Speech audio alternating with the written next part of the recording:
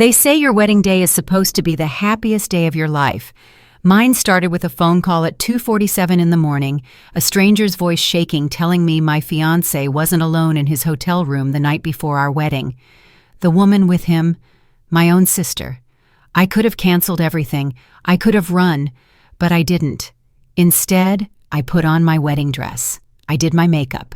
I walked down that aisle in front of 200 people who had no idea what I'd seen just hours before. My sister stood there as my maid of honor wearing the pearl necklace I'd given her, the same necklace I'd seen around her neck in his hotel room. My fiancé stood at the altar, confident, smiling, thinking he'd gotten away with it. The pastor began the ceremony.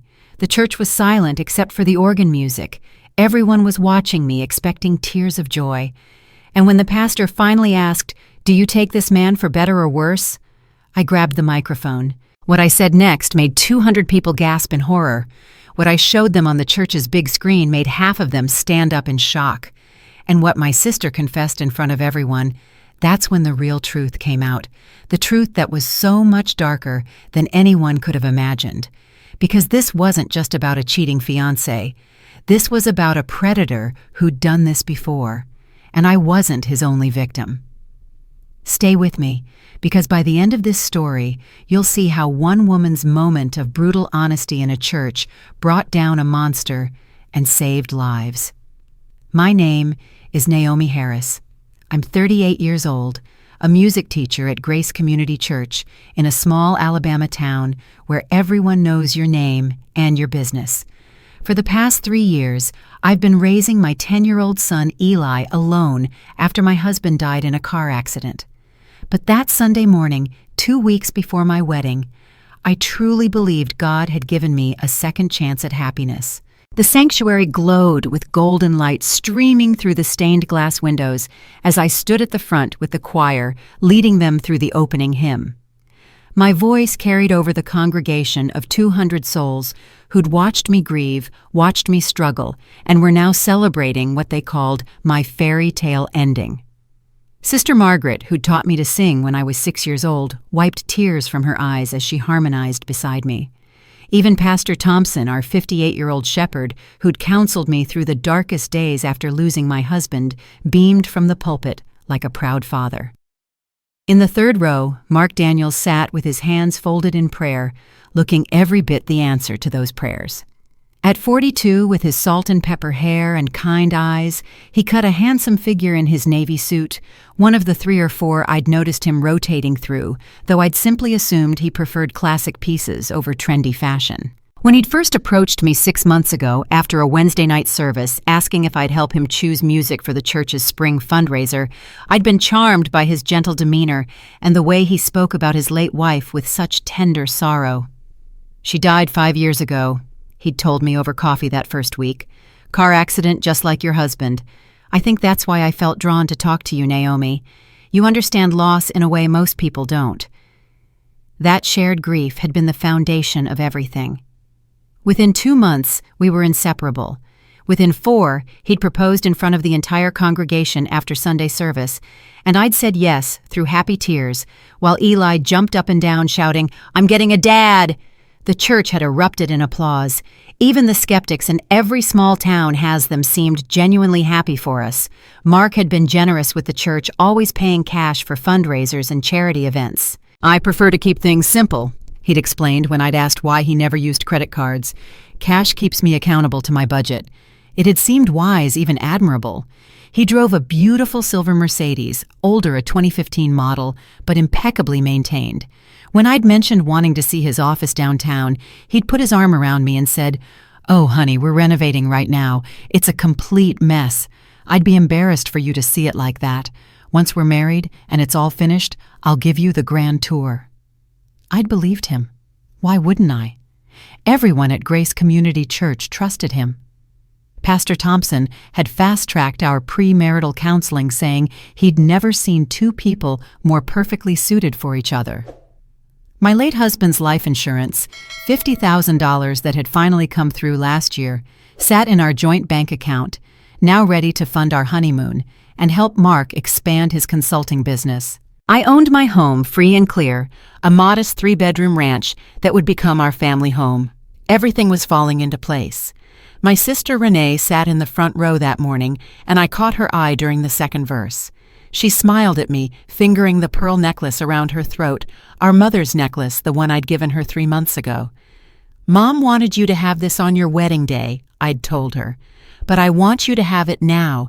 You're my family, Renee. You've worked so hard to turn your life around." And she had.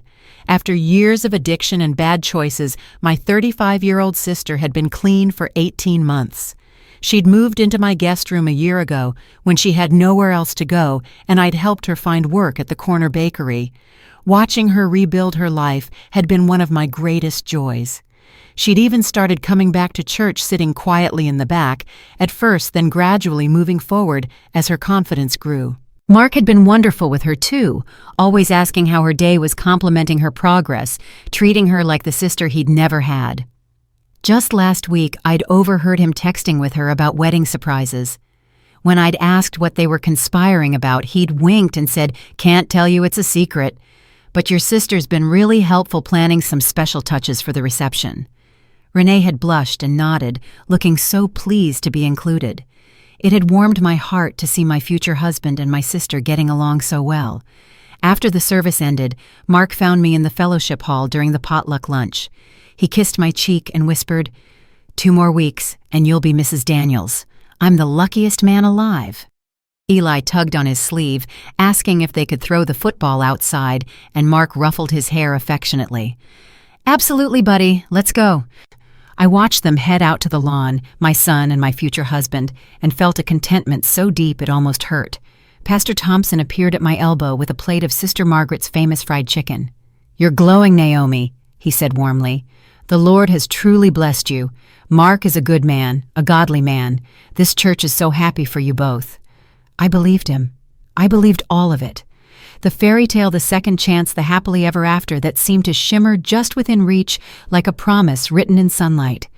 I had no idea that in less than 14 hours, a phone call would shatter every single illusion. That Sunday peace didn't last past midnight, because at 2:47 a.m. my phone rang with a voice I didn't recognize and words I'd never forget. The week between that perfect Sunday and the night my world collapsed passed in a blur of final wedding preparations. Mark had decided to stay at the Magnolia Grand Hotel the night before the ceremony, a tradition he'd said to spend the evening in prayer and reflection before we became husband and wife. I thought it was sweet, even old-fashioned in the best way. He'd kissed me goodbye Friday evening, holding my face in his hands. "The next time I see you, you'll be walking down that aisle toward me," he'd whispered. "I can't wait, Naomi." I'd gone to bed early that Friday night, exhausted from addressing last-minute seating charts and confirming the florist's delivery time. Eli was staying at his best friend's house for a sleepover, giving me the quiet I needed to rest before the biggest day of my life. When my phone rang at 2:47 a.m., I jerked awake with my heart pounding, immediately thinking something had happened to my son.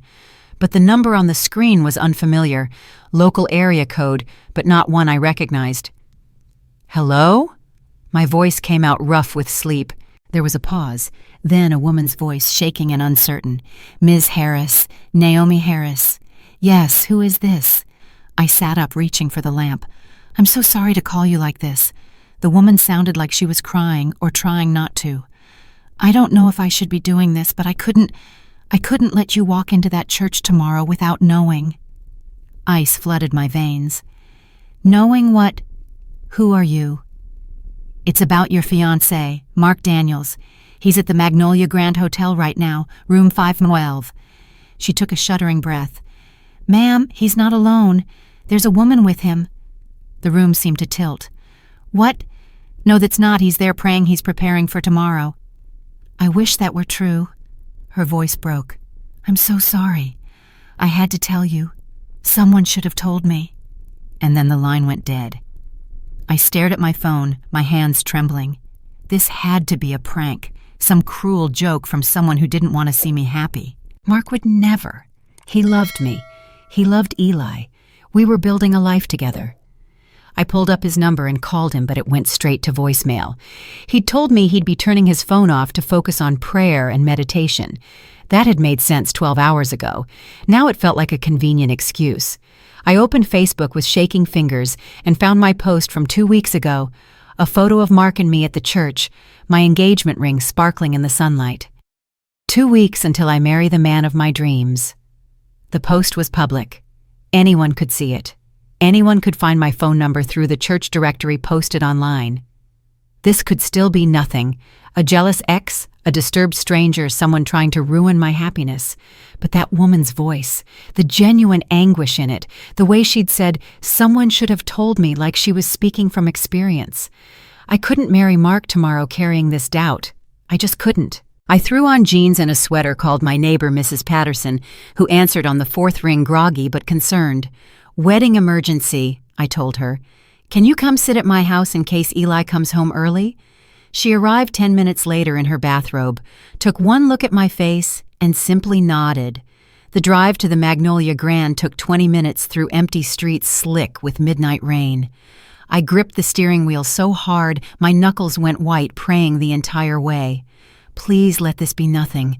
Please let me be wrong. Please, God, don't let my second chance at happiness be built on lies. The hotel lobby was nearly deserted when I walked in at 3:42 a.m. Behind the desk sat a middle-aged black woman with kind eyes and silver streaking through her natural hair.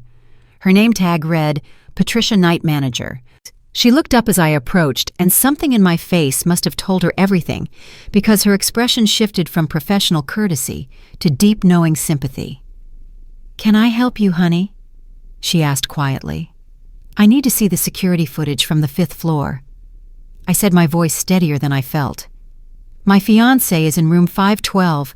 Someone called me and said he's not alone." Patricia's jaw tightened. She glanced toward the back office, then back at me. "What's your name?" "Naomi Harris. I'm supposed to marry Mark Daniels tomorrow at noon." She stood up slowly. "Come with me." In the cramped security office, Patricia pulled up the footage from the 5th floor hallway camera. "I can't show you inside the room, that's illegal, but the hallway is public space." She rewound the recording, her fingers moving with practiced efficiency. "What time do you need to see?" "Start at 10 p.m. The timestamp showed 10:47 p.m. when the elevator doors opened. Mark stepped out and my breath caught, but he wasn't alone. A woman walked beside him, his hand resting on her lower back. In that familiar, intimate way, he touched me. They moved down the hall toward room 512, laughing about something. The woman's face was turned away from the camera. "Keep watching," Patricia said quietly. At 11:15 p.m., Mark emerged from the room alone and headed toward the bar. At 11:45 p.m., he returned carrying 2 wine glasses, the kind the hotel bar served their expensive Chardonnay in. "Can you zoom in on when they first entered?" I whispered. Patricia enhanced the image and played it in slow motion. As they reached the door to 512, the woman turned slightly, just enough for the camera to catch her profile. The pearl necklace around her throat caught the hallway light. My mother's pearl necklace, my sister's face. I couldn't breathe, couldn't think. The room spun around me and I grabbed the desk to steady myself. Patricia's hand was suddenly on my shoulder. "I'm copying this footage to a USB drive for you. Hallway is public space, completely legal. I've seen this too many times, honey." Her voice was thick with emotion.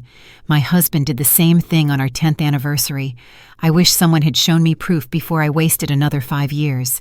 She pressed a USB drive into my hand, then pulled something else from the drawer, a keycard. "Your fiancé checked in under his name. You're listed as his emergency contact. That means you have legal access to that room." She met my eyes. "If you need to see with your own eyes, that's your call."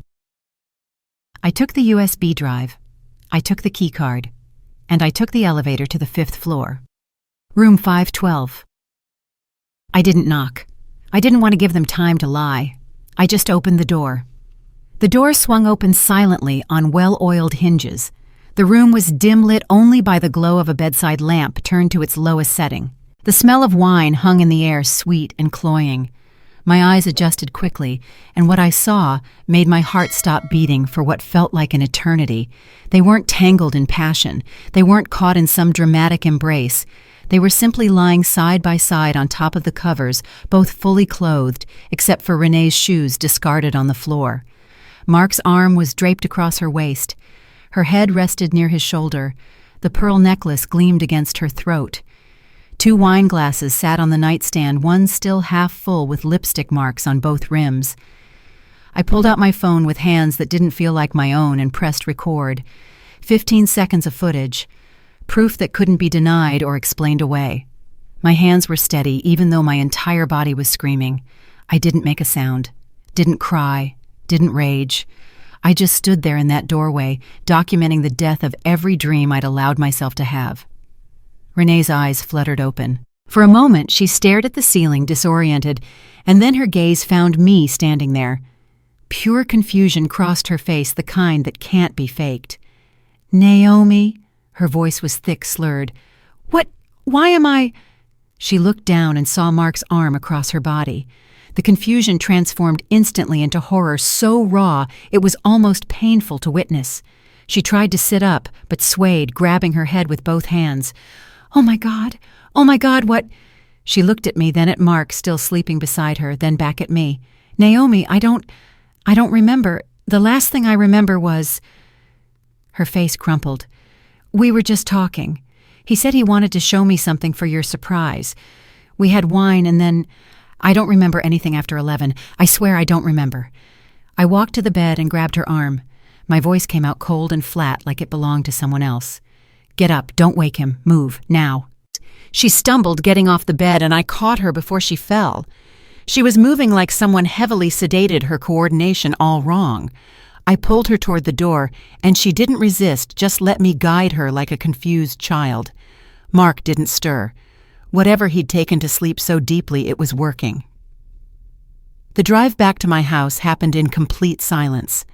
Renee sat in the passenger seat with her head against the window, crying quietly. I couldn't look at her, couldn't speak. The clock on my dashboard read 4:30 a.m. In less than 8 hours, I was supposed to walk down an aisle toward the man sleeping peacefully in that hotel room. At 5:30 a.m., I pulled into the parking lot of the 24-hour urgent care clinic on the edge of town. Renee hadn't asked where we were going. She just followed me inside on unsteady legs. The nurse at the intake desk took one look at us, and her professional mask slipped for just a moment. "What do you need?" "Toxicology screen," I said. "I need to test her blood for Rohypnol and GHB." The nurse's eyes widened. She looked at Renee, who was swaying slightly, still pale and disoriented. "Ma'am, were you assaulted? Do we need to call the police?" "I don't know," Renee whispered. "I don't remember." They took her back immediately. The nurse explained that rush processing would cost $200 out of pocket. I pulled out my credit card without hesitation. "How fast can you have results?" "Preliminary screening by 11 a.m., she said gently. "If it's positive, we'll run confirmatory tests." I sat in that waiting room while they drew Renee's blood, staring at the fluorescent lights overhead and feeling absolutely nothing. The shock had wrapped itself around me like armor. I knew when it wore off the pain would be unbearable, but right now I needed the numbness. I needed to think clearly. At 10:45 a.m., my phone chimed with an email from the clinic. I opened it with shaking hands. The subject line read, "Lab results. Urgent. Positive for flunitrazepam Rohypnol. Concentration 1.5 mg detected in blood sample." I forwarded the email to myself 3 times, then walked to the clinic's business office and asked them to print 2 copies. One went into my purse. The other I carried back to the waiting room where Renee sat with her head in her hands. I laid the paper on her lap without a word. She read it once, then again, her hands starting to shake. "He drugged me." Her voice broke on the last word. "Mark drugged me." "Yes," I said simply. "And in 2 hours, everyone at Grace Community Church is going to know exactly what he did." I drove us home. Mrs. Patterson had already left, assuming everything was fine. I went to my bedroom and pulled my wedding dress from the closet. Renee appeared in my doorway, her face swollen from crying. "You're not seriously still going to the church." I turned to face her, and something in my expression made her take a step back. "We're both going to church," I said quietly, "because the truth deserves a pulpit." While Renee showered, I called Robert, our 65-year-old church AV technician. "Robert, I need you to do something for me. I have a video I need played during the ceremony. Can you set that up?" "Naomi, what kind of video?" "You'll understand when you see it," I said. "Please, Robert, trust me." After a long pause, he agreed. I did my makeup carefully, the way I'd practiced.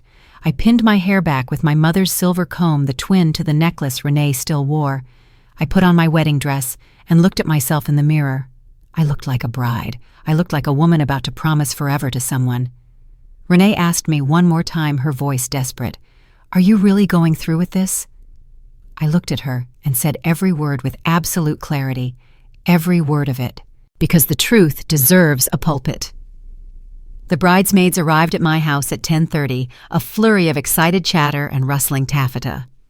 Lisa, Monica, and Dana had been my friends since high school, and they swept in carrying garment bags and makeup kits, completely oblivious to the fact that they were walking into the calm before a hurricane. They fussed over my dress, over my hair, over every detail, their voices bright with joy. I smiled when I was supposed to smile, nodded when I was supposed to nod, and felt like I was watching myself from very far away. Renee sat silently in the corner of my bedroom, still wearing the pearl necklace, her face pale as chalk. Monica noticed and rushed over to squeeze her hand. "Oh, honey, are you crying already? We haven't even gotten to the church yet." She laughed warmly. "I know how emotional you must be seeing your sister get married." Renee managed a weak smile and said nothing. The bridesmaids exchanged knowing glances and whispered about how sweet it was that she was so moved. They had no idea that the woman sitting in that chair couldn't remember half of last night, that her blood still carried traces of the drug that had stolen her consciousness. Eli burst through the door in his little ring-bearer suit, the bow tie slightly crooked, his face glowing with excitement. He spun in a circle to show off. "Mom, look! Do I look fancy?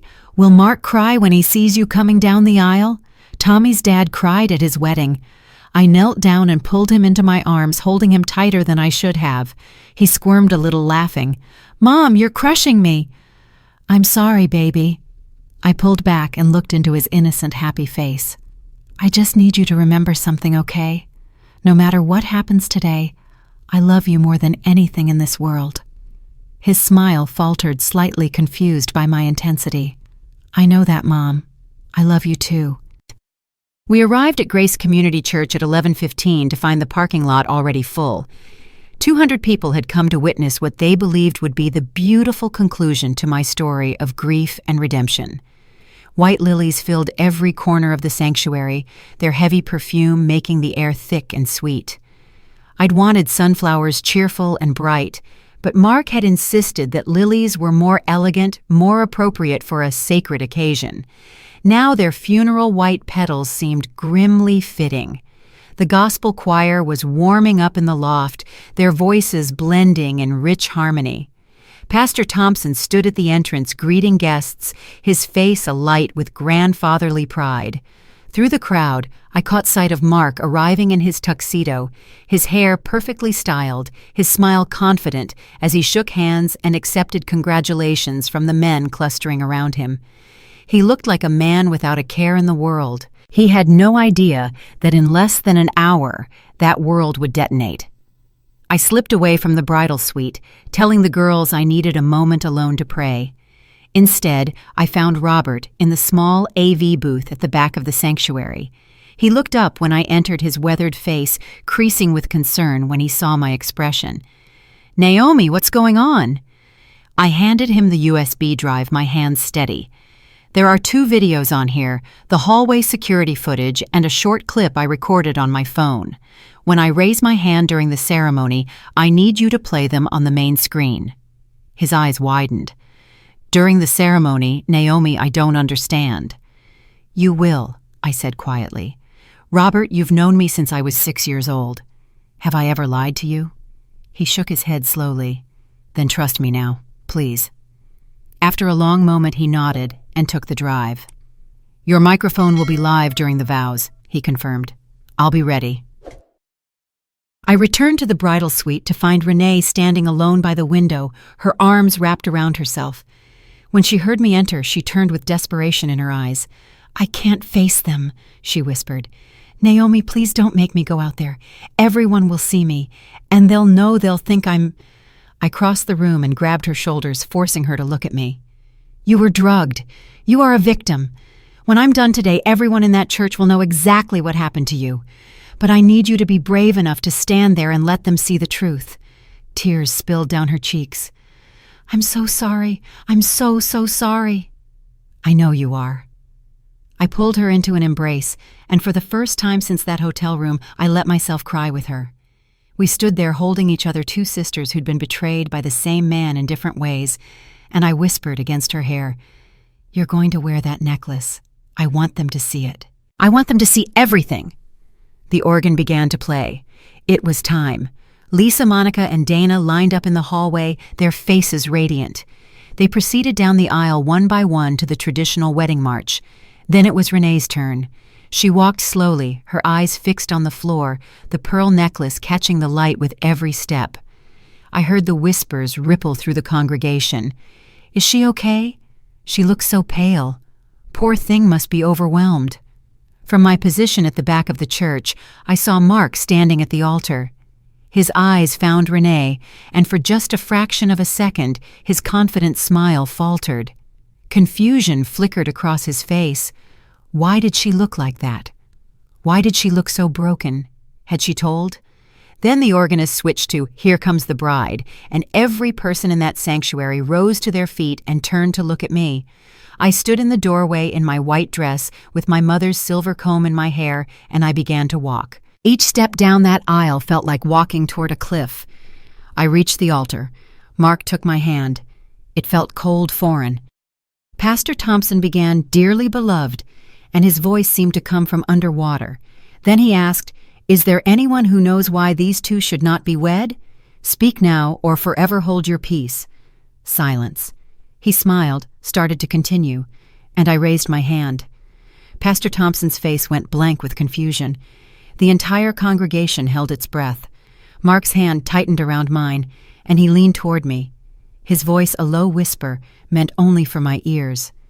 Honey, what are you doing? I pulled my hand away from his and turned to face the 200 people sitting in those pews. The microphone clipped to my dress caught every word when I spoke. I do. I know a reason why these two should not be wed. The church went dead silent. You could have heard a pin drop on the carpet. In the front row, Eli's face crumpled with fear and confusion. Mrs. Patterson, sitting beside him, immediately put her arm around his shoulders and pulled him close. I met my son's eyes and tried to smile, tried to tell him without words that everything would be okay. My voice came out steady and clear, like I was bearing witness in a courtroom rather than standing at an altar. I wasn't angry. I wasn't hysterical. I was simply telling the truth. Last night at 2:47 a.m., I received a phone call from a woman I didn't know. She told me that my fiancé was at the Magnolia Grand Hotel with another woman. I didn't want to believe it, but I drove there anyway. I asked to see the security footage from the 5th floor hallway. The congregation erupted. Gasps rippled through the sanctuary like a wave. Several people stood up. Someone shouted, "What?" Mark stepped toward me, his face flushing red. "Naomi, this is insane. You're having some kind of breakdown." Pastor Thompson raised his hand, his expression stunned. "Brother Mark, please, let her speak." I kept my eyes on the congregation. The woman I saw in that security footage entering his hotel room at 10:47 p.m. was my sister Renee. The gasps turned to shouts. Half the church was on their feet now. I raised my hand, the signal I'd arranged with Robert, and kept speaking. "You need to see what I saw." The main screen behind the altar flickered to life. The timestamp appeared first, glowing white against the dark footage. Then the elevator doors opened, and there they were, Mark and Renee, walking side by side down that hallway. My voice stayed calm as I narrated. 10:47 p.m. Mark and my sister enter his room. 11:15 p.m. He leaves, goes down to the bar. 11:45 p.m. He returns carrying 2 wine glasses. The church was completely silent now, everyone transfixed by the screen.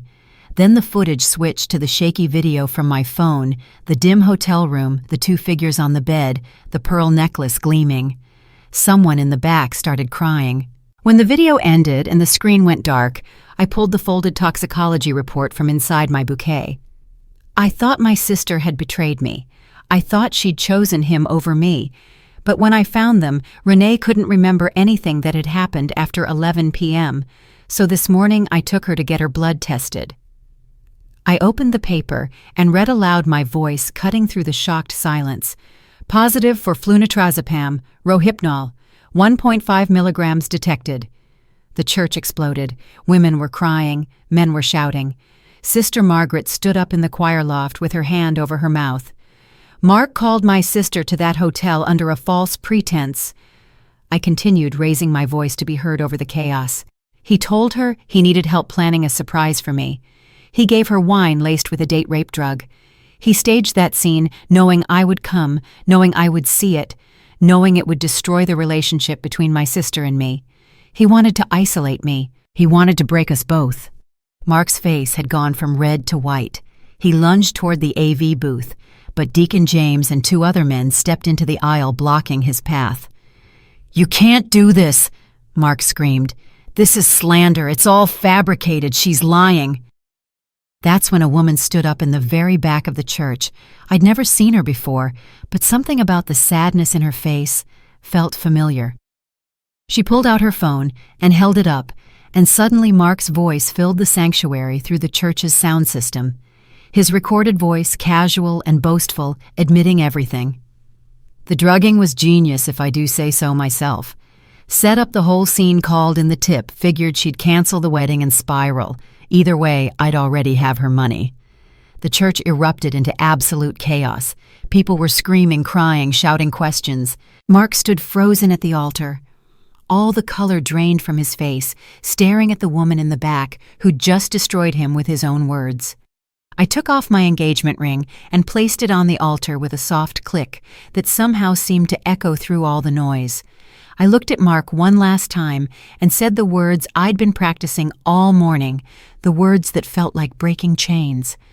For better or worse, they told me I should say, but I choose better.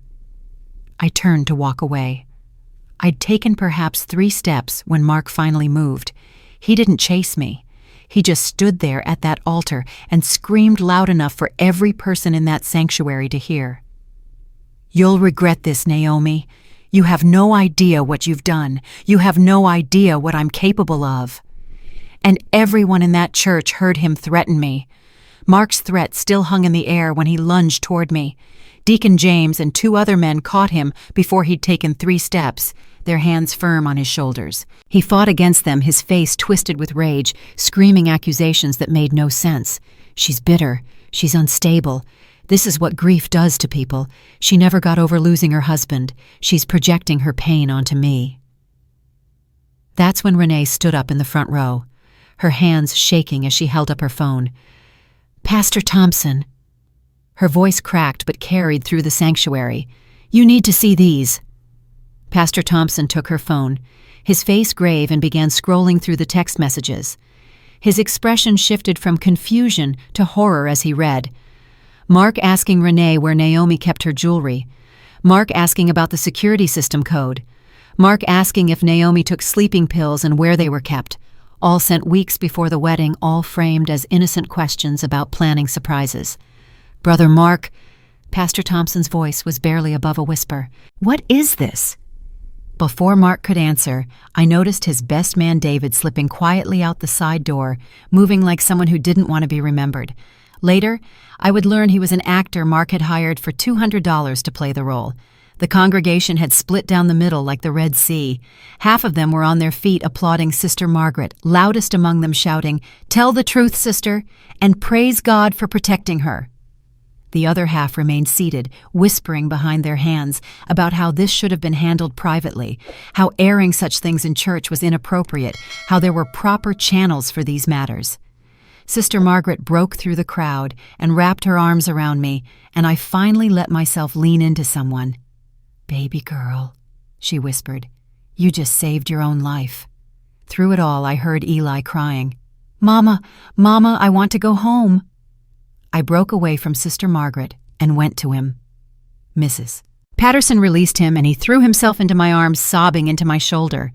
I carried him even though he was getting too big for it, holding him tight. "We're going home, baby. There's no wedding today, but we're okay. I promise you we're okay." That's when Mark tore free from the deacons. He didn't try to reach me physically, but his voice filled every corner of that sanctuary. "I know where you live, Naomi. I know where Eli goes to school. I have access to your bank accounts, your mortgage, everything. You just made the biggest mistake of your life." Deacon James stepped in front of him. "That's enough. You need to leave this church right now." Someone had already called 911. 2 police officers arrived within minutes, and when they heard Mark's threats repeated by a dozen witnesses, they arrested him right there in the sanctuary. As they handcuffed him, he screamed about religious persecution, about conspiracies, about his rights being violated. They let him out the side door, still shouting, and half the congregation followed to watch. I didn't see what happened next because I was already walking toward the exit with Eli. But later people told me that Renee took the microphone once things had quieted. Her voice shaking, she'd told them everything. "I know what it looked like. I understand if you hate me. But I swear on our mother's grave, I don't remember anything after drinking that wine." She'd held up the toxicology report, her hands trembling. "My sister could have left me in that hotel room. She could have believed the worst of me. Instead, she got me tested. She believed me when I said I didn't remember. She protected me even when it looked like I'd destroyed her." But I wasn't there to hear it. I was already in the parking lot buckling Eli into the car while churchwomen surrounded us asking if I was safe. Where would I go? Did I need anything? "I'm going home," I told them. "I'm locking my doors. Tomorrow I'm calling a lawyer." I drove away in my wedding dress, and as I turned onto Main Street, the church bells began to ring. Someone had forgotten to cancel them. The sound of celebration echoed through the empty streets, following me all the way home. That night I sat alone in my living room with the lights off, still wearing that dress, staring at my phone screen. 147 missed calls. I'd silenced it hours ago. I finally let myself break down, but I wasn't crying for Mark. I was crying for the future I'd imagined, for the father figure I'd thought I was giving Eli, for the stability that had been nothing but smoke and mirrors. My phone buzzed with a new text. Unknown number. I almost didn't open it, but something made me look. "My name is Angela. I was Mark's wife. The one he told you was dead. I'm not dead, and you need to know what he really is." The church Facebook group exploded within hours. I made the mistake of looking at it Monday morning and immediately regretted it. Team Naomi praised my courage for standing in truth and exposing a predator. The other side posted long paragraphs about how I'd humiliated Mark publicly, how there were proper channels for addressing such concerns, how I'd turned a sacred ceremony into a spectacle. The arguments spiraled into the comments, members attacking each other, friendships fracturing in real time. By Tuesday 3, mothers had called the school asking that their children not be placed in groups with Eli. They didn't want their kids around that drama family. The principal called to suggest I keep Eli home for a few days until things settle down. I took emergency leave from my teaching position, unable to face the whispers and stares. Renee called every single day. Sometimes I answered, sometimes I couldn't. I believed her. I knew she was drugged, but every time I closed my eyes, I saw her lying next to him in that dim hotel room. The logical part of my brain understood she was a victim. The wounded part couldn't separate the image from the betrayal. When she finally went to the police to file a report about being drugged, the detective looked at her toxicology results and said, "Without a witness to him actually putting the drug in your drink, this is your word against his. Not enough evidence to prosecute." I responded to Angela's text Tuesday night, and we arranged to meet Wednesday afternoon at a cafe 2 towns over where no one would recognize me. She was waiting at a corner table when I arrived, a thin woman in her early 40s with nervous hands and oversized sunglasses. When she removed them, I saw the faint scar near her left eye. "He told you I died in a car accident, didn't he?" Her voice was soft, weary. I nodded, unable to speak. "I didn't die. I ran. And I've been tracking him ever since, trying to warn the women who come after me." She pulled a thick folder from her bag and spread papers across the table. Names, dates, photographs. Sarah Mitchell, 2019, lost her home to foreclosure after he convinced her to take out a second mortgage for his business investment. Jessica Tran, 2020 to 2021, gave him $60,000 from her salon. When he disappeared, she couldn't recover. She died by suicide 6 months later. Linda Washington, 2022, he bankrupted her nail salon and vanished. My hands shook as I looked through the documents. They're all like me, single mothers, widows, church active with savings or assets trusting. Angela's eyes filled with tears. "He uses the same playbook every time. I've tried to warn them, but by the time I find out where he is, it's usually too late." "I'm Angela, by the way, the one who called you that night. I'm sorry I couldn't tell you more, but I knew if you saw it yourself, you'd believe it." The cafe door opened, and another woman entered, tall and commanding, with silver-streaked natural hair and intelligent eyes. Angela waved her over. "This is Ruth Howard. She's been helping me research Mark for 3 years. Ruth sat down and opened her laptop with the efficiency of someone used to getting answers. "I spent 20 years as an investigative journalist for the Atlanta Journal-Constitution. When Angela contacted me about Mark, I started digging. He's been doing this for at least 8 years that I can document. Fake business addresses, multiple names, always moving to a new state, a new church, before anyone can connect the dots. He never steals enough to trigger a federal investigation. He's careful." "Was?" I said quietly. "He was careful. Until Sunday." Ruth smiled grimly. "Exactly. Now let's see what damage he's already done." She helped me log into my bank accounts on her laptop. The joint account Mark and I had opened showed a balance of 0. My savings account, where the $50,000 life insurance payment had been deposited, now showed $3,247 went in. Ruth pulled up the transaction history, and I watched in numb horror as dozens of transfers scrolled past. $400 at 2 a.m., $500 at 3 a.m., $300 at 4 a.m., all made while I slept small enough not to trigger alerts spread over 2 weeks. "There's more," Ruth said quietly, pulling up another screen. "He forged your signature on loan applications against your house. You're now $35,000 in debt you didn't know about." I couldn't breathe, couldn't think. Everything I'd worked for, everything I'd saved to give Eli security, was gone. Ruth turned her laptop toward me. A spreadsheet filled the screen. 7 women, 7 cities, 7 churches, all the same story. At the bottom, a note in red text, "Current location unknown. Last activity withdrew $47,000 from joint account with N. Harris on Saturday morning, 6 hours before the wedding." He'd planned this, all of it. And somewhere out there he was already hunting his next victim. Ruth had contact information for 2 of Mark's previous victims, and by Thursday morning we were making calls. Sarah Mitchell answered on the 3rd ring, her Texas accent cautious. "Who is this? How did you get this number?" "My name is Naomi Harris. I was engaged to a man named Mark Daniels. I think he hurt you too." The silence stretched so long, I thought she'd hung up. Then quietly, "How did you find me?" "I'm not alone, Sarah. There are others, and this time we're going to stop him." She broke down crying. "I thought I was the only one. I thought it was my fault for being stupid enough to trust him. He took my house, my savings, everything. I had to move in with my daughter in Texas. Start over at 53 years old." Linda Washington was harder to reach. When Ruth finally got her on the phone, her voice was bitter angry. "What do you want?" "To remind me, I lost my business, that I declared bankruptcy." "No, I said, taking the phone from Ruth. "To tell you that this time we have numbers. We have proof. He can't hide anymore."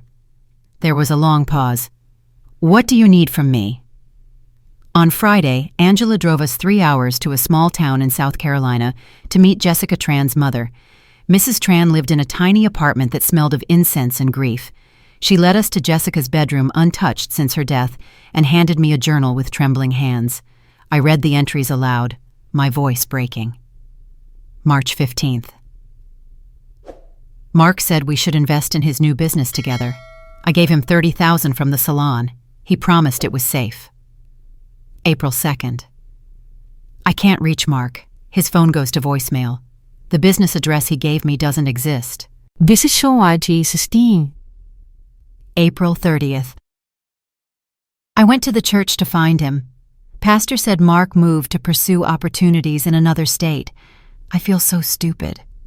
So used. May 10th. I can't pay rent. I can't face my mother. I just want to disappear. 2 weeks later, Jessica overdosed on sleeping pills. Mrs. Tran watched me with haunted eyes. She go to pastor. She beg for help find that man.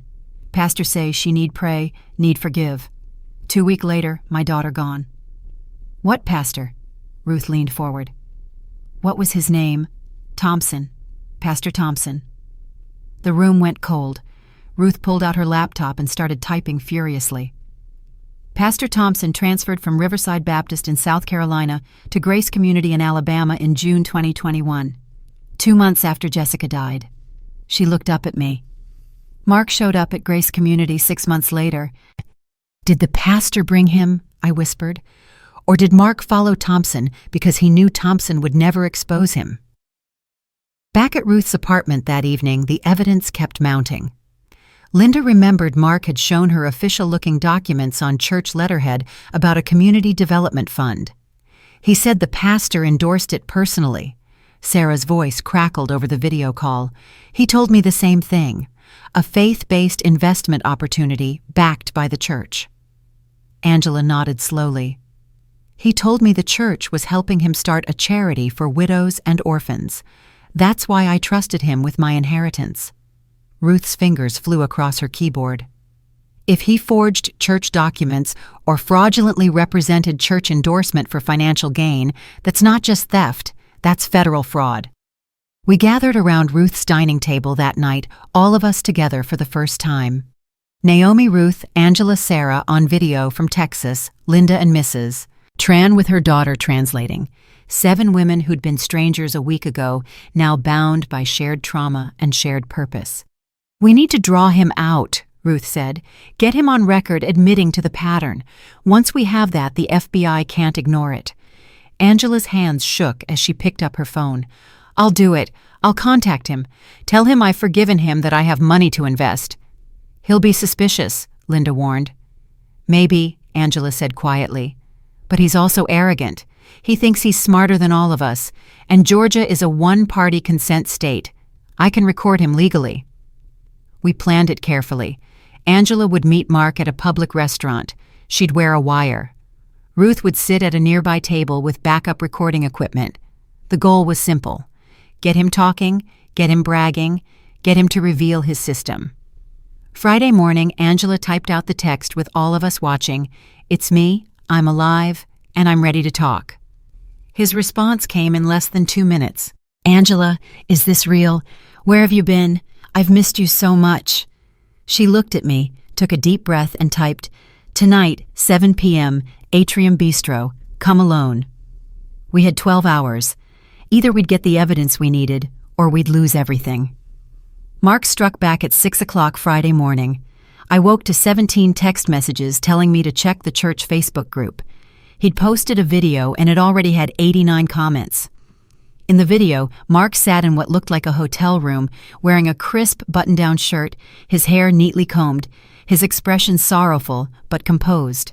He was the picture of wounded dignity, nothing like the screaming man who'd been dragged from the church. His voice was calm, reasonable, heartbroken.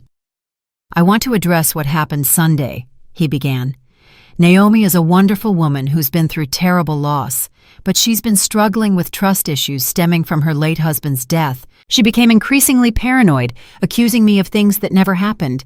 I tried to be patient to understand her pain. He paused, appearing to collect himself.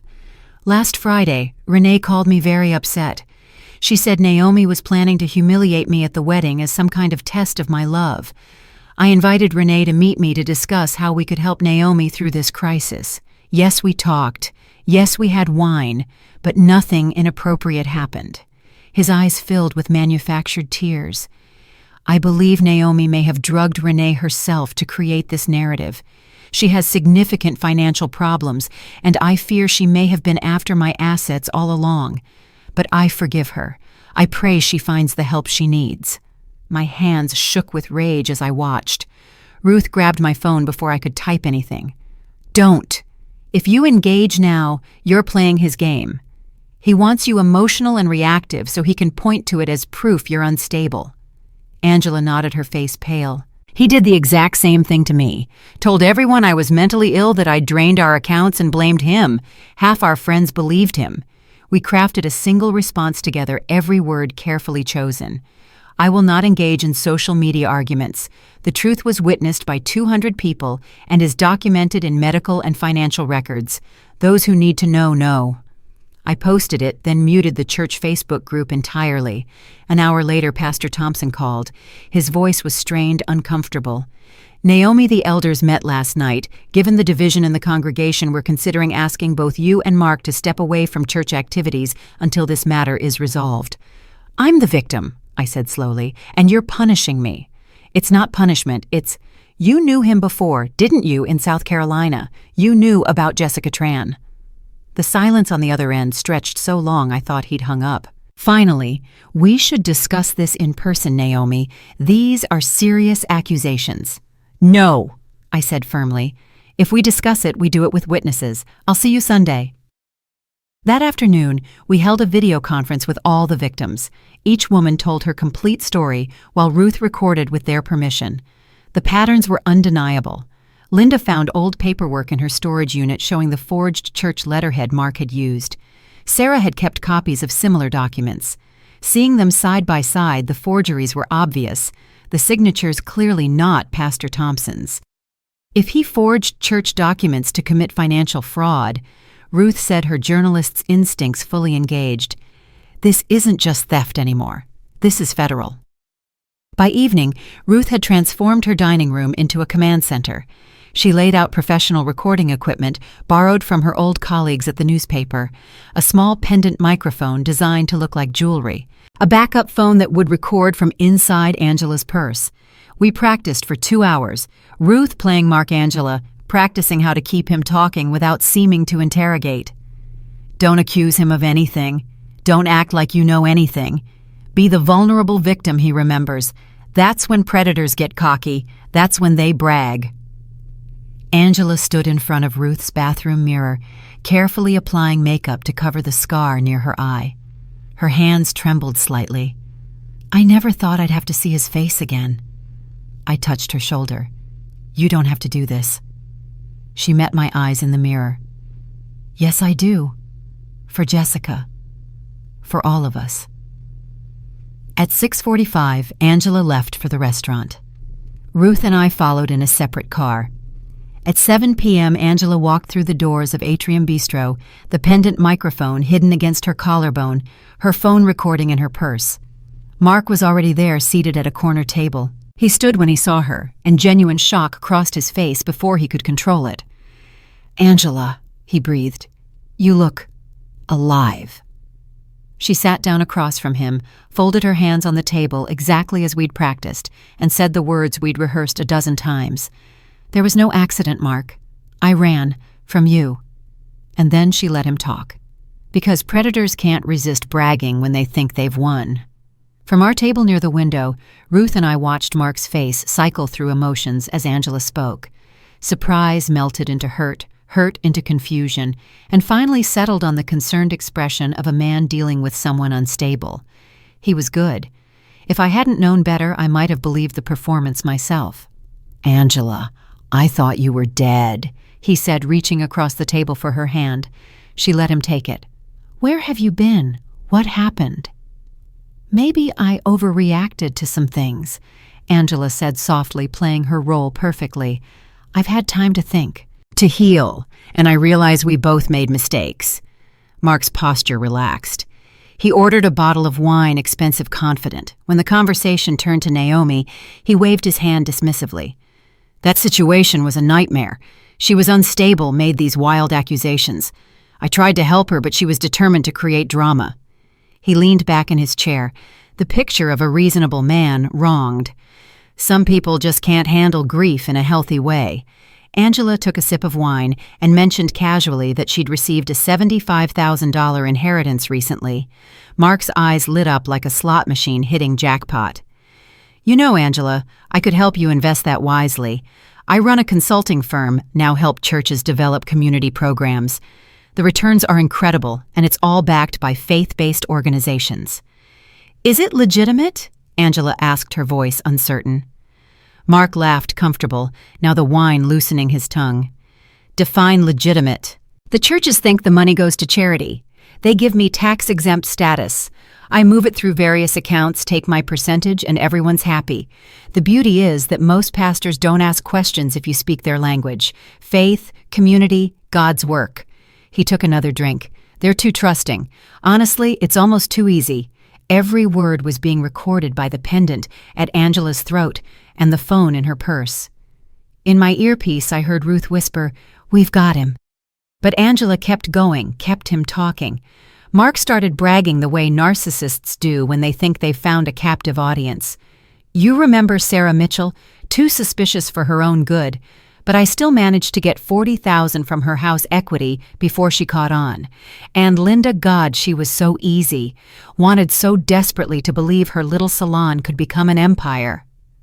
Then his face darkened slightly. "Jessica Tran was a mistake. I underestimated how fragile she was. When I disappeared, I didn't think she'd actually—" He shrugged. "Well, that's on her, not me." My hands clenched under the table. He'd just casually dismissed a woman's suicide like it was a minor inconvenience. "And Naomi," Angela prompted gently. Mark's smile turned cruel. "The sister was genius, actually. Drug Renee staged the whole scene call in the tip to Naomi. I figured she'd cancel the wedding spiral into depression. Either way, I'd already withdrawn her money. Win-win." He paused, his expression hardening. "She surprised me, though, going nuclear like that in church. But she'll pay. I've already set up several accounts in her name. By next month, she'll be under investigation for fraud. Identity theft is remarkably easy these days." That's when two men in dark suits approached the table. The taller one pulled out a badge. "Mark Daniels, I'm Agent Cortez, FBI. You're under arrest for wire fraud, identity theft, and conspiracy to commit fraud." Mark's face went white. He tried to stand to run, but the second agent was already behind him. As they handcuffed him, Mark's eyes found Angela, and pure hatred flooded his expression. "You're dead. You hear me? You're dead. And that's a threat against a federal witness," Agent Cortez said calmly. "We'll add that to the list." Other diners were recording on their phones as Mark was let out, still screaming about setups and conspiracies and his rights. Ruth and I followed at a distance, watching as they put him in the back of an unmarked car. That night, the FBI raided his hotel room. They found everything: multiple fake IDs under different names, forged church letterheads from 6 different congregations, a laptop with a spreadsheet labeled Pipeline, containing names, estimated assets, and church affiliations of 12 women across 3 states, a hotel safe with $127,000 in cash, wire transfer receipts showing money moving to offshore accounts in the Cayman Islands. It should have been over. But Friday evening, Mark made bail, $50,000 posted through one of those offshore accounts the FBI hadn't frozen yet. And Sunday morning, when I walked into Grace Community Church with Eli's hand in mine, there he was. Mark stood in the center aisle, holding a Bible, dressed in a suit with his ankle monitor carefully hidden under pressed slacks. When he saw me, he smiled. Half the congregation turned to look at him and gasped in shock. The other half stood up and applauded. Sister Margaret grabbed my arm, her face horrified. "What is he doing here?" I watched Mark work the crowd, shaking hands, accepting sympathetic pats on the back from people who believed his Facebook video, who thought he was the victim of a vindictive woman's breakdown. That's when I realized the arrest wasn't enough. I had to face the enablers too. Mark walked down that center aisle with his head slightly bowed, the picture of humility and persecution. People reached out to touch his arm as he passed, whispering encouragements. "We're praying for you, brother. Don't let them break you. God knows the truth." He moved deliberately, making sure everyone saw him before sliding into a pew 3 rows from the front. He folded his hands and bowed his head as if in prayer, but I saw the slight smile playing at his lips. The service tried to start, but no one was paying attention to Pastor Thompson's opening remarks. The sanctuary buzzed with whispers, heads turning, people straining to see Mark, to see me, to see what would happen next. Sister Margaret couldn't take it anymore. She stood up in the choir loft, her voice ringing clear. "Pastor, we need to address why this man is in our church." Mark raised his head slowly, his expression pained. "Pastor Thompson, may I speak?" His voice was soft, wounded. "I'm only here to worship. I forgive those who falsely accused me. If my presence causes discord, I'll leave, but I won't be driven from God's house by lies." Murmurs of approval rippled through half the congregation. I stood up from my seat beside the choir. "Pastor, you talk about discord, but you've allowed chaos into this church. This man was arrested by the FBI 3 days ago. He confessed on tape to drugging my sister, to defrauding women across multiple states. And you're worried about maintaining order." I walked down from the choir loft and stood in the center aisle, facing both Mark and Pastor Thompson. My voice carried to every corner of that sanctuary. But this isn't just about Mark. This is about enablement. Pastor, you knew him before, didn't you, in South Carolina? You knew about Jessica Tran. Pastor Thompson's face drained of color. "Naomi, that's not... We should discuss this in private, not in front of the congregation." "Like Jessica tried to discuss it with you privately." My voice cracked. 2 weeks before she killed herself, Mrs. Tran stood up in the back, her small frame shaking with emotion. "My daughter come to you," she cried out in her accented English. "She tell you this man steal from her. You do nothing. 2 week later, she dead." The congregation erupted, people shouting questions, demanding answers, some defending the pastor, others calling for accountability. Pastor Thompson raised his hands, trying to restore order, his voice shaking. Jessica was very upset when she came to me, very confused. Mark was calm, had documents, explanations. I thought she was mistaken, perhaps emotionally unstable. I advised her to pray, to forgive. Mark saw his opportunity and stood addressing the church directly. "This is exactly what I warned you about. Naomi has turned you against each other, against your own pastor. She's using tragedy to manipulate you, to make herself the victim when she's the one who..." "Then explain the FBI evidence." I cut him off. "Explain the recordings. Explain the spreadsheet with 12 women's names on it, your next targets. Explain the $127,000 in cash they found in your hotel room." That's when a woman stood up in the very back of the church. Angela. And in her hand was her phone connected to the church's Bluetooth speaker system. Mark's voice filled the sanctuary, clear and damning, his recorded words from the restaurant boastful and cruel. "The drugging was genius, if I do say so myself." A pause then. "Jessica was a mistake. I underestimated how fragile she was when I disappeared. I didn't think she'd... Well, that's on her, not me." Another pause, and then the most damning line. "I've already set up accounts in Naomi's name. By next month, she'll be under investigation for fraud." The church went dead silent. You could hear breathing, nothing else. When the recording ended, Mark's face had gone from pale to deep red. He looked at Angela, and something savage crossed his expression. He lunged toward her, shoving past people in the pews. "You bitch, you set me up!" Deacon James and 3 other men intercepted him before he'd made it 5 steps. They grabbed his arms and he fought them, screaming, "I'll kill you! I'll kill all of you! You have no idea what I'm capable of!" Women were crying. Children were frightened. At least 6 people had their phones out, calling 911. The police arrived in 4 minutes. Deacon James's son was one of the responding officers. "He's violated his bail conditions," the young deputy said as they handcuffed Mark, "threatening witnesses in a federal case." As they led him toward the door, Mark stopped and turned back to look at me. His voice was cold-controlled now. "They'll forgive me, Naomi. They always do. Churches love a good redemption story." I stepped closer, meeting his eyes. "This isn't a redemption story, Mark. This is a reckoning." They dragged him out as he started screaming again about persecution, about conspiracies, about his rights. The sound of his voice faded as the church doors closed behind him. Most of the congregation filtered out in shocked silence, but about 30 people remained settling into the front pews. The victims were all there: Angela Ruth Sarah, who'd driven through the night from Texas; Linda Mrs. Tran, with her daughter translating. Several church elders stayed as well.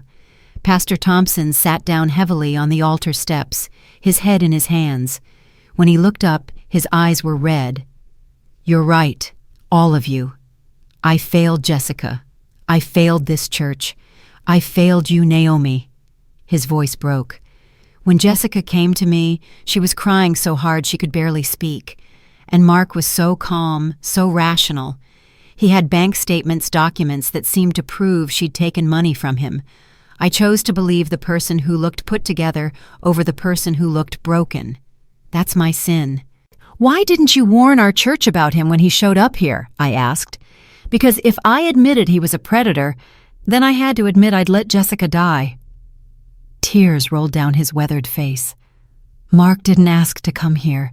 He just appeared 6 months after I transferred, said he wanted a fresh start, wanted to reconnect with his faith. And I wanted to believe I hadn't been wrong about him. So I stayed silent." He stood slowly, looking at the elders. "I'm resigning effective immediately." "I don't want your resignation," I said quietly. Everyone turned to look at me. "I want your testimony. In court. I want you to tell a jury exactly what you just told us.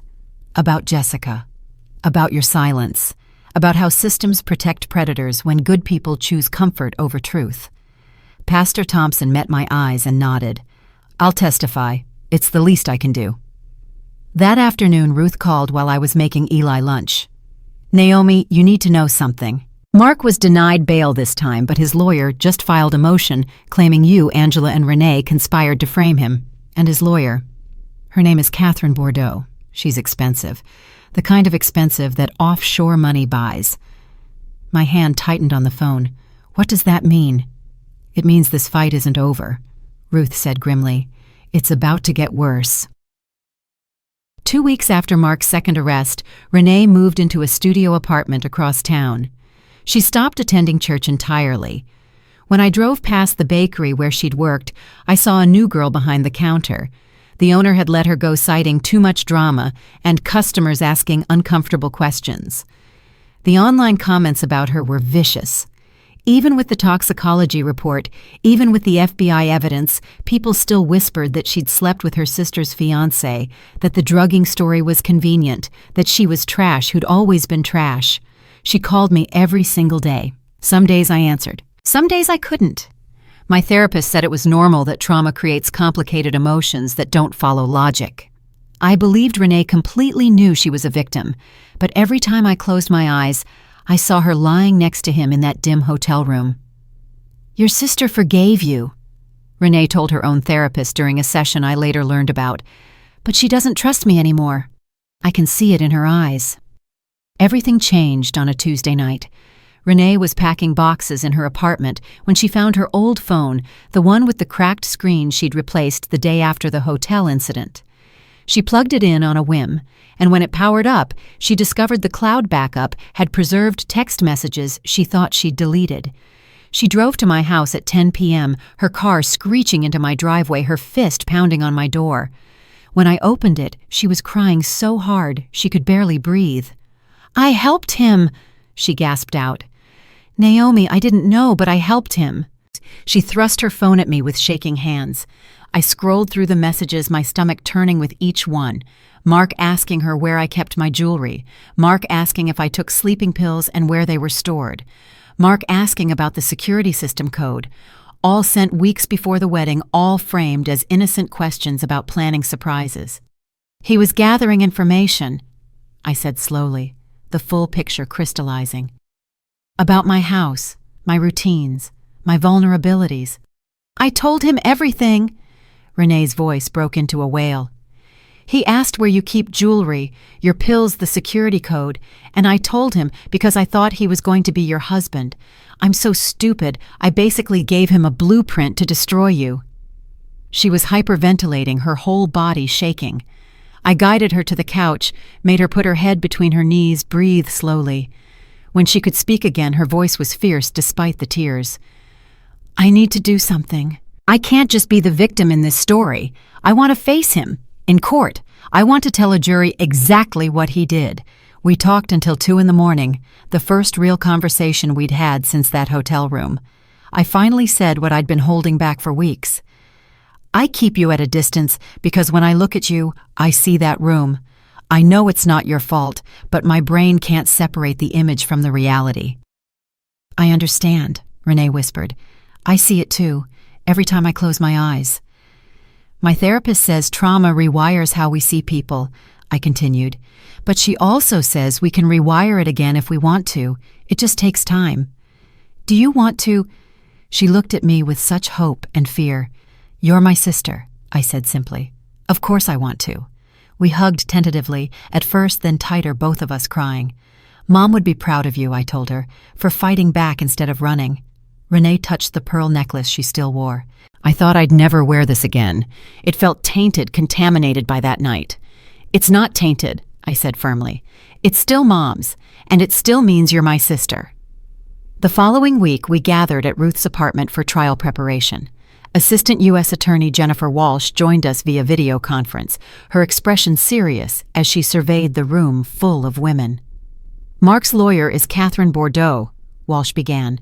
She's one of the best defense attorneys in the South, and she's already filed motions claiming you're all vindictive ex-girlfriends who coordinated a conspiracy to frame an innocent man.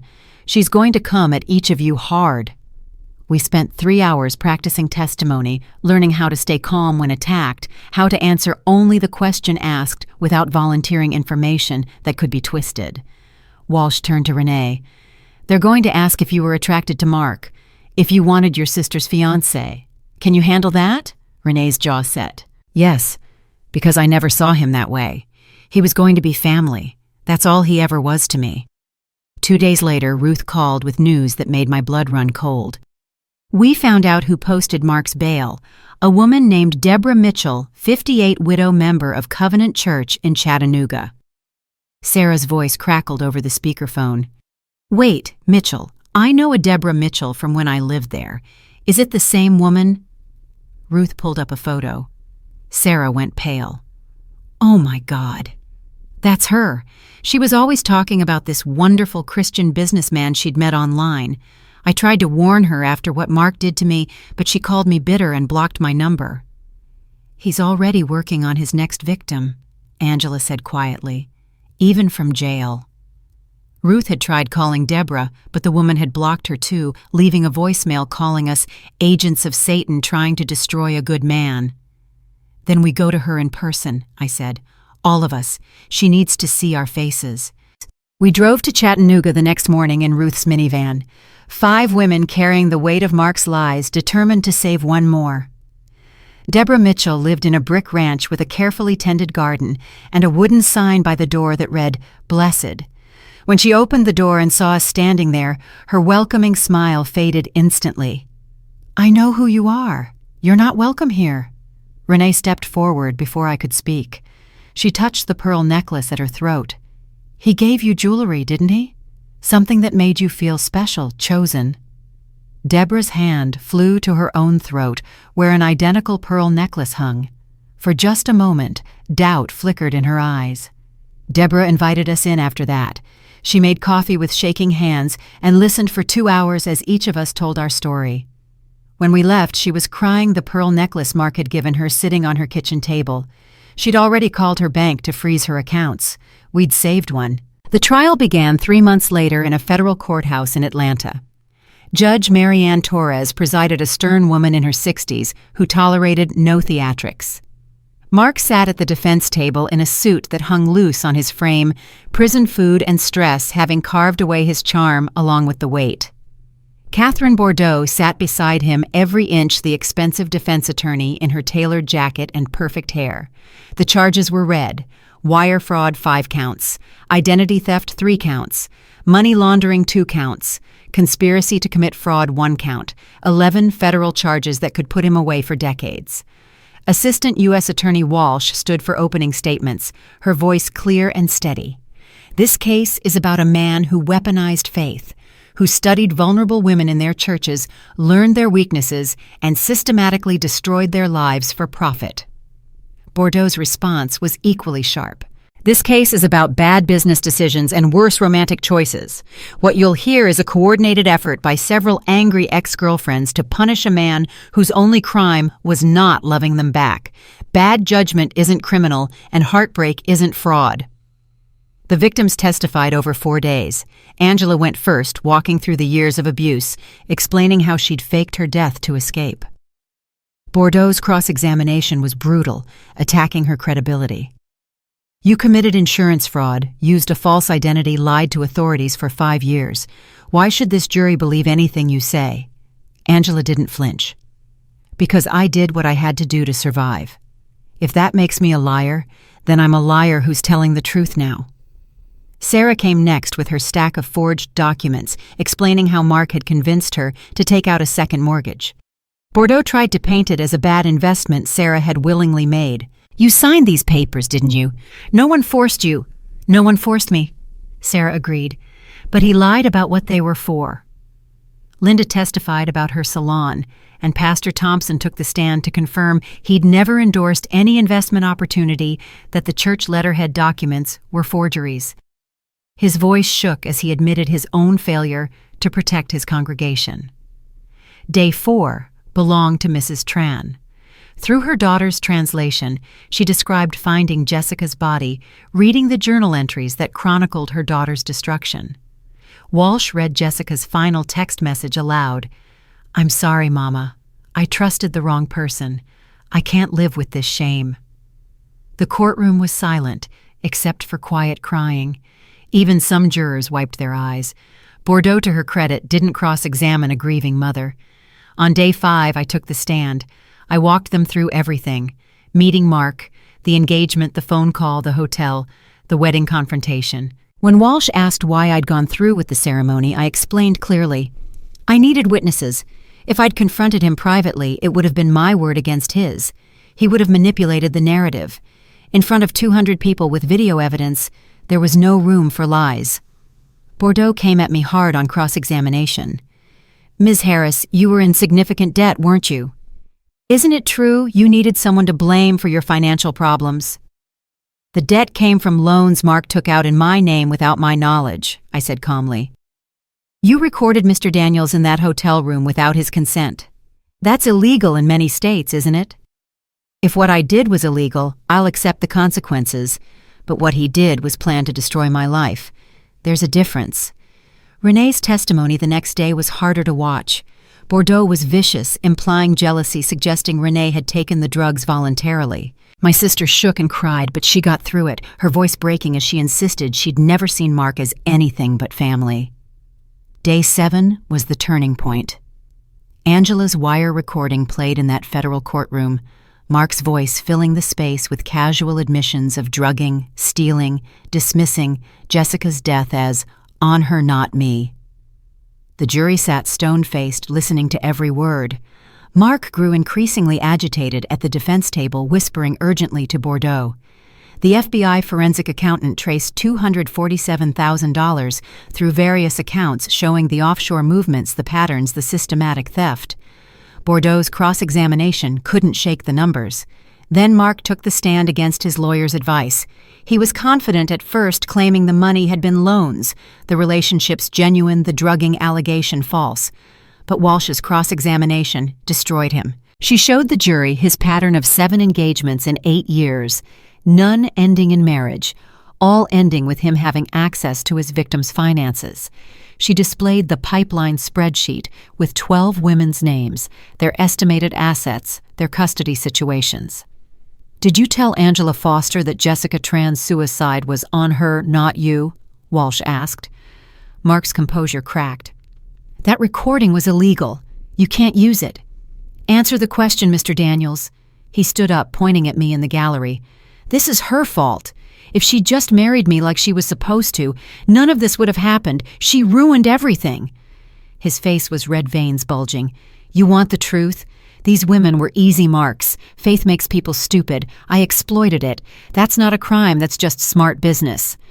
The bailiff had to physically remove him from the courtroom while he screamed about persecution and his rights. The jury deliberated for 6 hours. When they returned, the forepersons stood and delivered 11 guilty verdicts, one after another. Mark sat motionless as each one landed like a hammer blow. 3 weeks later at sentencing, each of us gave victim impact statements. Judge Torres listened to every word, then looked at Mark with cold contempt. "You preyed on faith. You exploited trust. You destroyed lives without remorse. I sentence you to 12 years in federal prison, followed by 5 years of supervised release and full restitution to all victims." As they led him away, Mark didn't look back. Not once. The trial was over. Justice had been delivered. But I didn't feel victorious. I felt exhausted. That night, alone in my house, I received a letter on federal prison stationery. Mark's handwriting, angry and jagged, "You destroyed my life." I stared at those 4 words and realized he still didn't understand. So I did something I never thought I'd do. I wrote back. I sat at my kitchen table with a blank piece of paper and wrote carefully, choosing each word with intention. "Mark, you wrote that I destroyed your life. But you destroyed your own life the moment you chose lies over truth, exploitation over honesty, power over love. I didn't put you in prison. Your choices did. The only thing I destroyed was your ability to keep lying. You'll spend the next decade behind bars, but I'll spend it free. Free from your manipulation, free from fear, free to build something real. You're not a person to me anymore. You're just a cautionary tale, a lesson learned. Goodbye, Mark." I mailed it and never received a response.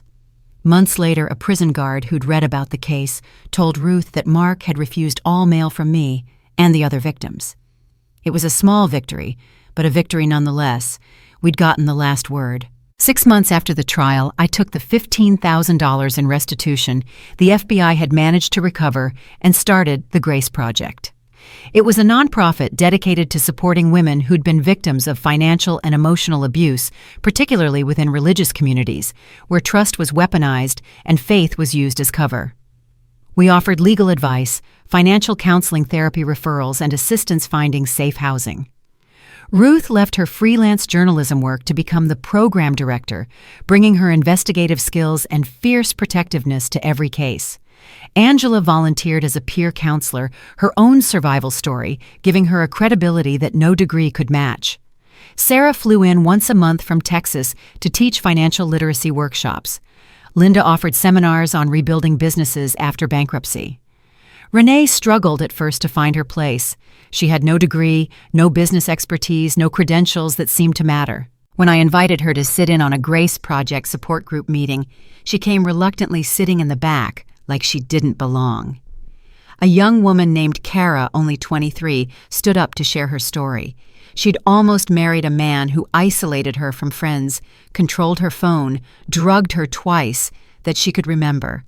Her voice shook so badly she could barely get the words out. Renee stood up without thinking and walked to Kara's side. "I know exactly how you feel," she said quietly. "And I need you to hear something. It was not your fault. Say it with me. Not your fault." They talked for an hour after the meeting ended, Renee sharing details she'd never told anyone but her therapist. When Kara left, she hugged Renee and whispered, "You're the first person who understood." That's when Renee realized her expertise wasn't a degree or a skill set. It was experience. It was survival. She started facilitating a support group called Survivors of Drugging and Coercion that met twice a month. Women came from 3 counties to attend. Grace Community Church had lost 40% of its membership after the scandal. The remaining congregation called Reverend Lydia Johnson, a black woman in her 50s, with a no-nonsense approach to accountability and a gift for healing broken systems. 9 months after the trial, she called and asked if I'd speak at a Sunday service about faith forgiveness and the difference between the two. I said no at first, but Sister Margaret wouldn't let it go. Baby, there are young women still in that church who need to hear your story. Don't let Mark take the church from you, too. So I went back. Standing at that pulpit where I'd planned to sing at my own wedding felt surreal. I looked out at the half-empty sanctuary and spoke from my heart. This church failed me. It failed Jessica Tran. But failure isn't fatal if we learn from it. Faith isn't the same as blind trust. Believing in goodness doesn't mean ignoring evil. And protecting an institution matters far less than protecting the people it's supposed to serve. I forgive this church, but forgiveness doesn't mean forgetting. It means remembering with wisdom instead of bitterness. Half the congregation gave me a standing ovation. The other half sat quietly, some convicted, some still resentful. After the service, 3 women approached me privately. "Can we talk?" one asked. "We think we've met men like Mark too." Pastor Thompson kept his promise to testify, and afterward, he left Grace Community entirely. He took a job at a domestic violence shelter doing intake interviews. When he reached out months later asking to meet for coffee, I almost said no, but curiosity won. He'd lost weight, looked older, but somehow more real. "I've been in therapy," he told me, learning about enablement, about how good people can protect bad systems. I started a training program for faith leaders, teaching them how to recognize abuse, how to believe victims even when it's uncomfortable. "Why are you telling me this?" I asked. "Because I can't undo what I did or didn't do, but I'm trying to honor Jessica's memory by doing better, by making sure no other pastor makes my mistake." I studied his face, saw genuine remorse there. "Then keep doing better, Pastor. That's all any of us can do." We didn't hug. We didn't reconcile fully, but we parted with mutual respect, 2 people who'd learned painful lessons about the cost of silence. 1 year after the trial, I asked Renee if she wanted to teach music with me. The Grace Project had started a program for children of abuse survivors, and I thought music might help them express what words couldn't. We started with simple songs, teaching kids to find their voices again. One afternoon, we were harmonizing on Amazing Grace, when Renee suddenly stopped, tears streaming down her face. "This song," she whispered. "You were supposed to sing it at your wedding. I ruined it for you." I took her hand. "You didn't ruin anything." He did. "But we're taking it back now. This song isn't about him. It's about grace that finds us, even when we're lost, especially when we're lost." We sang it together all the way through our voices, blending the way they had when we were children, before addiction and loss and betrayal had tried to break us. When we finished, Renee smiled through her tears. "I feel free," she said. "For the first time since that hotel room, I actually feel free." That night, sorting through mail, I found another letter with federal prison stationery. I almost threw it away without opening it. But something made me look. Inside, just 4 words in Mark's handwriting: "You destroyed my life." I stared at those words, and then I smiled, because he still thought this was about him. It never was. This was about us, the women he'd tried to break, standing up together and saying, "Not anymore. Not ever again." Spring came exactly 1 year after the verdict, and with it, the Grace Project's first anniversary concert. We'd helped 47 women by then, the same number as the thousands of dollars Mark had stolen from me, a symmetry that felt almost poetic. We hosted it in Riverside Park on a Saturday afternoon, setting up a simple stage decorated with white flowers and string lights that would glow as evening fell. 250 people came. Survivors we'd helped, supporters from the community members of Grace Community Church, even a few reporters who'd followed the story from the beginning. Ruth stood at the microphone as the sun began its descent, her voice carrying across the gathered crowd. A year ago, 7 women stood together against a system that told them to be quiet, to forgive and forget to handle things privately. Today we celebrate not just their courage but their healing, because justice without healing is just revenge, and healing without justice is just pretending. One by one we stepped to the microphone. Angela went first, her voice steady and clear. I lived 5 years under a false name, hiding from the man who abused me. Today I use my real name. I am not hiding anymore. Sarah was next. I lost my home, everything I'd built, but I found my community, and that trade, it was worth it. Linda spoke with the fierce pride of someone who'd clawed her way back. I rebuilt my business from nothing, from absolute zero, and this time I'm the only name on the deed. Mrs. Tran approached the microphone with her daughter beside her, translating each carefully chosen word. My daughter Jessica cannot be here today, but I speak for her. She is not forgotten. She is not a statistic. She is honored. Renee's hands shook slightly as she gripped the microphone. I was drugged and manipulated, and I almost lost my sister because of it. But I learned something: real family doesn't break when tested. It bends and then it grows back stronger than before. Finally, it was my turn. I looked out at all those faces, some I knew well, others I was meeting through their presence. I stood 2 hours away from marrying a monster. Instead, I told the truth in front of 200 witnesses, and that truth set all of us free. The applause washed over us like a wave, but we weren't finished. Renee moved to the piano we'd set up on stage, and her fingers found the keys of a melody we'd worked on together for months. I stepped back to the microphone and began to sing the song I'd written during the long nights when sleep wouldn't come, when the only way to process everything was to put it into music. The lyrics flowed out, telling the story in a way only song could. Standing in white before the altar, ready to promise my life, but truth walked in like thunder and cut through his lies like a knife. The chorus came, and I felt my voice grow stronger with each word. For better or worse, they told me to say, but I chose better when I walked away for richer or poorer in sickness and health, but the sickness was him, so I chose myself. Sister Margaret and the Grace Community Choir stood from their seats and joined in harmony, their voices blending with mine the way they had 100 Sunday mornings. Then something beautiful happened. The crowd began to sing along hesitantly, at first, then with growing confidence.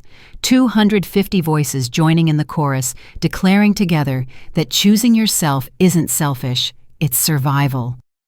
Angela, Sarah, Linda. Mrs. Tran and Renee climbed onto the stage and formed a circle around me, our hands clasped together as we sang the final verse. The image of us standing there unbroken and united was more powerful than any words could have been. What we didn't know was that a local news crew had covered the concert and the footage went viral that evening. In a federal prison 3 states away, Mark sat in the common room where inmates had limited television access. The news clip played showing me radiant and strong, surrounded by the women he'd tried to destroy, all of us singing about choosing better. An inmate sitting next to Mark nodded toward the screen. Man, that lady's song is fire. What did the guy do to her anyway? Another prisoner, one who'd followed the case in the news, looked over, and recognition dawned on his face. Oh, that's Daniel's ex-fiancé, the one who exposed him in church, put him away for fraud. The first inmate turned to look at Mark with undisguised disgust. Oh, you're that guy. Man, you got exactly what you deserved. Mark stood without a word and walked back to his cell. He lay on the thin mattress staring at the concrete ceiling, and for the first time in his adult life, he had no plan. No next victim, no escape route, just years stretching ahead with nothing but his choices for company. Down the corridor, a guard walked by whistling "Amazing Grace," and Mark closed his eyes against the sound. Back at the park, as the sun painted the sky in shades of orange and pink, I sat on the stage steps with Eli. He was 12 now, taller, his voice starting to crack in that awkward way of boys becoming men. "Mom, that was amazing," he said, leaning against my shoulder. Everyone was crying. Sometimes crying is how we let go of what hurt us. I told him, smoothing his hair the way I had when he was small. He was quiet for a moment, then asked the question I'd been waiting for. "Do you think you'll ever get married again?" I laughed softly. "Maybe someday, when I meet someone who doesn't just talk about love but actually lives it. Someone who understands that for better or worse should be a partnership, not a trap." "I think you will," Eli said with the simple confidence of a child who believes his mother can do anything. "You're pretty great, Mom." We sat together watching the Grace Project volunteers fold up chairs and take down decorations, the easy rhythm of people who'd become family through shared purpose. Renee walked over holding a folder, her expression both tired and energized. "Another woman just called," she said. "She saw the news coverage. She thinks she's being targeted by someone using Mark's playbook." I stood up, brushing grass from my jeans. "Then we help her. That's what we do now." Renee looked at me, and in her eyes, I saw the question she was still learning to ask. I put my arm around her shoulders and smiled. "We. Always." The camera of my mind pulled back, capturing that moment like a photograph. Eli, Renee, and me silhouetted against the sunset. Behind us, Angela and Sarah and Linda and Ruth and Mrs. Tran, talking and laughing together, bound by trauma but defined by resilience. If I could have added words across that image, they would have been simple, based on true stories of women who chose truth over silence. The Grace Project has helped over 200 survivors. If you need help, the National Domestic Violence Hotline is there, one call away. They say time heals all wounds, but that's not quite true. Time just gives you space to decide whether you'll let the wound define you or whether you'll let the healing define you instead. I chose healing. We all did. For better or worse, in the end, we chose better. And that choice, that single moment of deciding we deserved more than the lies we'd been fed, that changed everything.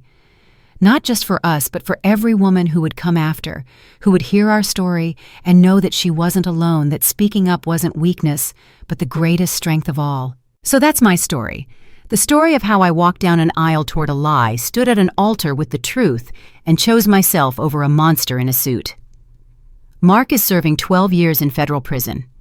The Grace Project has now helped over 300 women rebuild their lives after financial and emotional abuse. Renee and I teach music together every week. Eli is 14 now, strong and kind, and he knows his mother taught him the most important lesson of all, that love should never cost you your dignity, your safety, or your truth. If you're watching this and something in my story felt familiar, if you recognize the red flags I missed or saw yourself in the isolation I felt, please know this: you are not alone. You are not crazy. You are not overreacting. Trust your instincts. Document everything. Tell someone. And remember that choosing yourself is not selfish. It's survival. I want to hear from you. Have you ever had that gut feeling that something was wrong, but talked yourself out of it? Have you witnessed someone being manipulated and wished you'd spoken up sooner? What red flags do you think people miss most often in relationships? Drop your thoughts in the comments below. Your story might be exactly what someone else needs to hear today. If this story moved you, if it made you think, if it reminded you that truth is always worth fighting for, please subscribe to this channel and hit that notification bell. Share this video with someone who needs to hear it, because the more we talk about these patterns, the harder it becomes for predators to hide. For better or worse, we all have choices to make. I chose better, and I hope my story helps you choose better too. Thank you for listening. Thank you for being here. And remember, your voice matters. Use it.